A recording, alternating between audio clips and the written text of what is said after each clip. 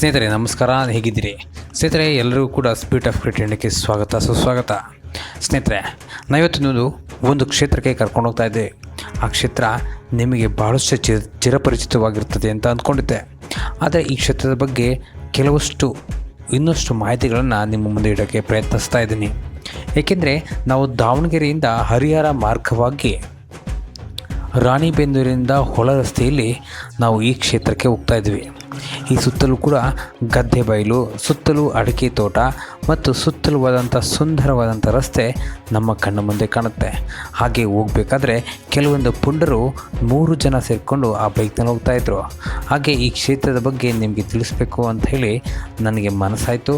ಹಾಗಾಗಿ ನಾವು ಆ ಕ್ಷೇತ್ರಕ್ಕೆ ಭೇಟಿ ನೀಡೋಕ್ಕೆ ಹೋದವು. ಸುಮಾರು 1 ವರ್ಷದಿಂದ ಕೂಡ ಆ ಕ್ಷೇತ್ರಕ್ಕೆ ಹೋಗಬೇಕು ಅಂತ ಮನಸ್ಸಾಗಿತ್ತು. ಆದರೆ ಕಾಲ ಸಂದರ್ಭ ಕೂಡಿರಲಿಲ್ಲ. ಹಾಗೆ ಕೂಡಿ ಬಂದಾಗ ಆ ಕ್ಷೇತ್ರದ ಬಗ್ಗೆ ಪೂರ್ಣ ಮಾಹಿತಿಯನ್ನು ನಿಮಗೆ ಕೊಡೋಕ್ಕೆ ಇಚ್ಛೆ ಪಡ್ತಾ ಇದ್ದೀನಿ. ಹಾಗಿದ್ರೆ ಬನ್ನಿ, ಹೋಗೋಣ.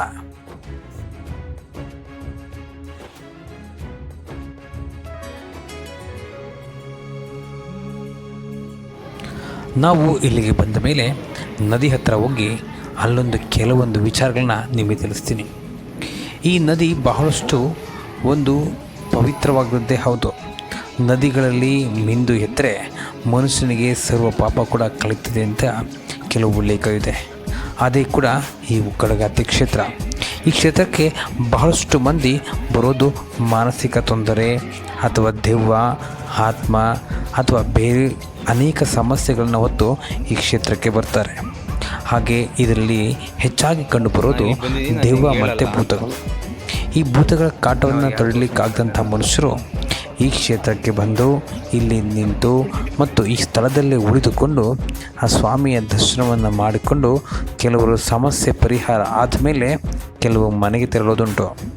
ಹಾಗೆ ಈ ಕ್ಷೇತ್ರದ ಇನ್ನೊಂದು ಮಹಿಮೆ ಅಂತಂದರೆ ಇಲ್ಲಿ ನೆಲೆಸಿರುವಂಥವರು ಬೇರೆ ಯಾರೂ ಅಲ್ಲ, ಶ್ರೀ ಕರಿಬಸವೇಶ್ವರ ಸ್ವಾಮಿಗಳು. ಅವರು ಇಲ್ಲಿ ಜೀವಂತ ಸಮಾಧಿಯನ್ನು ಇಲ್ಲಿ ಆಗಿದ್ದಾರೆ. ಇವರು ಈಗಲೂ ಕೂಡ ಆ ಸಮಾಧಿ ಸ್ಥಳದಿಂದಲೇ ಕೂಡ ಎಷ್ಟೋ ಭಕ್ತರ ಕಷ್ಟಗಳನ್ನು ಪರಿಹರಿಸ್ತಾ ಇದ್ದಾರೆ. ಅಂತಹ ಮಹಾಪುರುಷರು ಇರ್ತಕ್ಕಂಥ ಕ್ಷೇತ್ರವೇ ಆ ಉಕ್ಕಡಗಾತ್ರಿ. ಇಲ್ಲಿ ನಾನು ಅವರಿಗೆ ಕೆಲವೊಬ್ಬರನ್ನ ಕೇಳ್ಪಟ್ಟೆ. ಉಕ್ಕಡಗಾತ್ರಿ ಅಜ್ಜಯ್ಯ ಮೈಮೇಲೆ ಬರೋದು ಸಹಜನ ಅಂತ ಹೇಳಿ ನಾವು ಅವರಿಗೆ ಕೇಳಿದಾಗ ಅಲ್ಲಿರುವ ಓರ್ವ ವ್ಯಕ್ತಿಗಳಿಂದ ಬಂದಂಥ ಉತ್ತರ, ಇಲ್ಲಿ ಯಾವುದೇ ಕಾರಣಕ್ಕೂ ಅಜ್ಜಯ್ಯ ಯಾರ ಮೈ ಮೇಲೂ ಬರುವುದಿಲ್ಲ ಎಂಬುದನ್ನು ಅವರು ತಿಳಿಸಿದರು.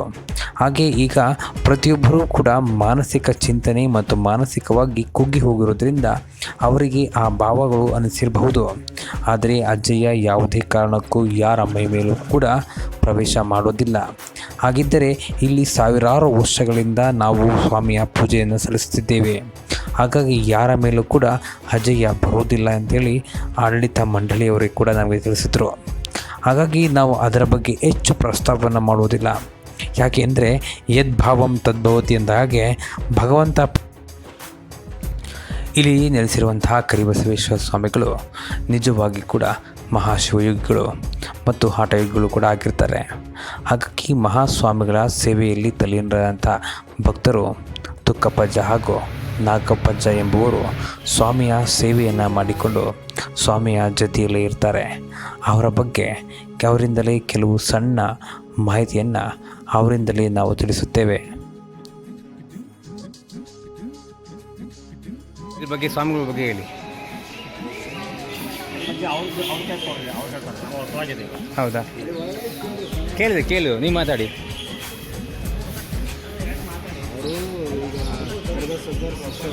ಹಾಂ, ಈ ಕಡೆ ನೋಡಿ. ಹಾಂ, ಇಲ್ಲಿ ಆಟ ಮಂತ್ರ ದೊಡ್ಡ ಗ್ರಾಹಕೀಯ ಪಿಕ್ಚರ್ಸ್ಗಳನ್ನು ಅವರಲ್ಲಿ ಮುಕ್ತಿ ಕೊಡೋಕ್ಕಂತೇಳಿ ಅವರು ಇಲ್ಲಿ ಜೀವಂತ ಇದಾಗಿದ್ದಾರೆ. ಇಲ್ಲಿ ಏನಪ್ಪ ಅಂತ ನಮ್ಗೆ ಏನೇ ದೇಶಗಳಿದ್ರು, ಏನೇ ಕಷ್ಟಗಳಿದ್ರು ಈ ಸ್ಥಳಕ್ಕೆ ಬಂದರೆ ಕಷ್ಟಗಳು ನಿವಾರಣೆ ಆಗ್ತವೆ. ಅಮಾವಾಸ್ಯೆ ಜನ ಇಲ್ಲಿ ಬರ್ತಾರೆ, ಬಂದು ನದಿಗೆ ಸ್ನಾನ ಮಾಡಿಬಿಟ್ಟು ಅಜ್ಜರಿಗೆ ಬೇಡ್ಕೊಂಡ್ರೆ ಒಂದು ವೇಳೆ ಮೈಯ ಒಳಗಡೆ ಆತ್ಮಗಳು ಸೇರ್ಕೊಂಡಿದ್ರೆ ಆ ಆತ್ಮಗಳು ಈ ಸ್ಥಳಕ್ಕೆ ಬಂದ ತಕ್ಷಣ ಅವು ಬರ್ತಾವೆ ಹೊರಗಡೆ, ಅವು ನಿವಾರಣೆ ಆಗ್ತವೆ. ಇಲ್ಲಿ ಇರೋದು ಇವರು ತುಕ್ಕಪ್ಪಜ್ಜ, ಇವರೊಬ್ಬರು ಶಿಷ್ಯರು, ಮೇಲ್ಗಡೆ ನಾಗಪ್ಪಜ್ಜ. ಇಲ್ಲಿ ನಾಗಪ್ಪಜ್ಜ ಇಲ್ಲೇ ಮೇಲೆ. ನಾಗಪ್ಪಜ್ಜ ತುಕ್ಕಪ್ಪಾಜಿಗಿಂತ ಹಳೆ ಶಿಷ್ಯರಾಗಿದ್ದರು ಅಲ್ವಾ? ಅಂದ್ರೆ ನಾಗಪ್ಪಜ್ಜವ್ರು ಇದೇ ಊರವರು. ಹಾಂ, ನಾಗಪ್ಪಜ್ಜ ಇದೇ ಊರವರು, ಇವರು ಸ್ವರ್ಬದವರು. ಓಕೆ, ಸಾಗರ ಸ್ವರ್ಬದವರು. ಇವರು ಹುಷಾರಿಲ್ಲ ಅಂತ ಬಂದಿರೋದು ಇಲ್ಲಿಗೆ ಹತ್ರ. ಹುಷಾರಿಲ್ಲ ಅಂತ ಬಂದಮೇಲೆ ಇವರು ಹೊಟ್ಟೆ ನೋವು ಅಂತ ಬಂದಿರ್ತಾರೆ. ಇವರು ಅವ್ರ ಅಜ್ಜಾರು ಕರಿಬಸ್ ಅಜ್ಜಾರು ಇವರಿಗೆ ಹೊಟ್ಟೆ ನೋವಿಗೆ ಭಸ್ಮವನ್ನು ಲೇಪನ ಮಾಡ್ತಾರೆ ಮೈ ಮೇಲೆ. ಹಾಂ ಇವ್ರು ಹುಷಾರಾಗ್ತಾರೆ. ಇವ್ರು ಏನು ಮಾಡ್ತಾರೆ, ಅವರಿಗೆ ಶಿಷ್ಯಂದ್ರಾಗಿ ಅವರು ಎಲ್ಲ ಇದನ್ನು ಮಾಡ್ಕೊಂತ ಅವರು ಒಂದು ಆಶ್ರವಚನ ತಗೊಂಡು ಅವ್ರು ಇಲ್ಲೇ ಇದಾಗಿ ಇವ್ರು ಮೂವರದ ಇಲ್ಲಿ ಮಹಿಮೆ ಪವಾಡ. ನಾಗಪಂಚಮಿ ಗದಿಯಲ್ಲಿದೆ, ನಾಗಪಂಚಮಿ ಗದ್ದೆ ಇಲ್ಲೇ ಮೇಲೆ ಮೇಲೆ ಇದೆ. ಮೆಟ್ಲು ಮೇಲೆ ಐತಿ. ನಾವು ಉಕ್ಕಡಗಾತ್ರಿ ಕರಿಬಸವೇಶ್ವರ ಸ್ವಾಮಿಯ ದರ್ಶನವನ್ನು ಮಾಡಿಕೊಂಡು ಮತ್ತೆ ಬೇರೆ ದಾರಿಯಲ್ಲಿ ನಾವು ಬರೋಕ್ಕೆ ಶುರುವಾದೋ. ಅದು ದಾವಣಗೆರೆಯಿಂದ ಕೇವಲ 37 ಕಿಲೋಮೀಟರ್ ದೂರದಲ್ಲಿದೆ ಈ ಉಕ್ಕಡಗಾತ್ರಿ ಕ್ಷೇತ್ರ. ನೀವು ಕೂಡ ಮಹಾನಂದಿಯಿಂದ ಕೂಡ ಅಲ್ಲಿಗೆ ಬರಬಹುದು. ಇನ್ನು ಹರಿಹರದಿಂದ ಕೂಡ ಬಸ್ಸುಗಳ ವ್ಯವಸ್ಥೆ ಕೂಡ ಇರ್ತದೆ. ಹಾಗೆ ಬಸ್ಸುಗಳ ವ್ಯವಸ್ಥೆ ಅಂತ ತಿಳಿದು ನೀವು ಇಲ್ಲಿ ಬರಬಹುದು. ಹಾಗೆ ಇಲ್ಲಿಗೆ ಪ್ರವೇಶ ಮಾಡುವಾಗ ಪ್ರಸಾದ 11 ಗಂಟೆಯಿಂದ ಕೇವಲ 3 ಗಂಟೆವರೆಗೆ ಮಾತ್ರವಿರ್ತದೆ. ಅದಾದ ಮೇಲೆ ನಿಮಗೆ ಪ್ರಸಾದ ಸಿಗೋದಿಲ್ಲ. ಹಾಗಾಗಿ ಅದಕ್ಕಿಂತ ಮುಂಚೆ ಬಂದು ನೀವು ಅಲ್ಲಿ ಉಳಿಯಬಹುದು. ಉಳಿಯೋರು ಬೇಕಾದರೆ ನೀವು ಅಲ್ಲಿನ ಕಾರ್ಯಾಲಯವನ್ನು ವಿಚಾರಿಸಿದ್ರೆ ಅಲ್ಲಿ ನಿಮಗೆ ರೂಮ್ಗಳ ವ್ಯವಸ್ಥೆ ಕೂಡ ಇರ್ತದೆ. ಇಂತಿಷ್ಟು ಹಣವನ್ನು ಸಂದಾಯಿಸಿ ಅಲ್ಲಿ ಉಳಿದು ದರ್ಶನ ಮಾಡಿಕೊಂಡು ನೀವು ಬರ್ಬೋದು. ಹಾಗಿದ್ದರೆ ಈ ವಿಡಿಯೋ ನಿಮಗೆ ಇಷ್ಟವಾಗಿದೆ ಅಂತ ಹೇಳಿ ಭಾವಿಸ್ತಾ ನಾವು ವಿಡಿಯೋವನ್ನು ಮುಗಿಸ್ತಾ ಇದ್ದೀವಿ. ಇನ್ನೊಂದು ವಿಡಿಯೋದೊಂದಿಗೆ ಭೇಟಿಯಾಗೋಣ.